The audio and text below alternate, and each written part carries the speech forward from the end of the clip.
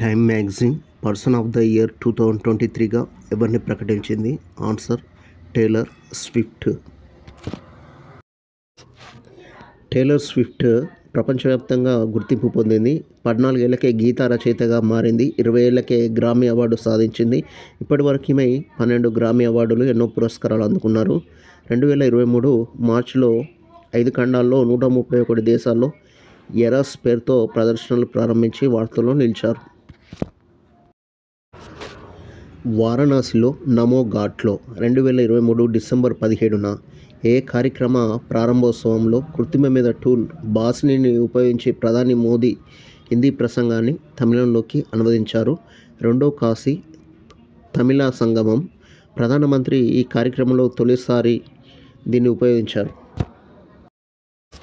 2023-2024 ఆర్థిక సంవత్సరంలో భారత స్థూల దేశీయోత్పత్తి వృద్ధి అంచనాలను S&P గ్లోబల్ రేటింగ్స్ తాజాగా 6% నుంచి ఎంత శాతానికి పెంచింది? 6.4%.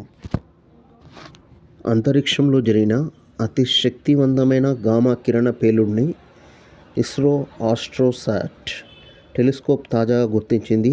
ఇది ఆస్ట్రోసాట్ గుర్తించిన ఎన్నో పేలుడు 600వ పేలుడు. ఈ GRBలను అంతరిక్షంలో సంభవించే అత్యంత శక్తివంతమైన పేలుడుగా చెప్తారు. ఇవి తరచు కృష్ణబిలాల ఆవిర్భావానికి దారితీస్తుంటాయి.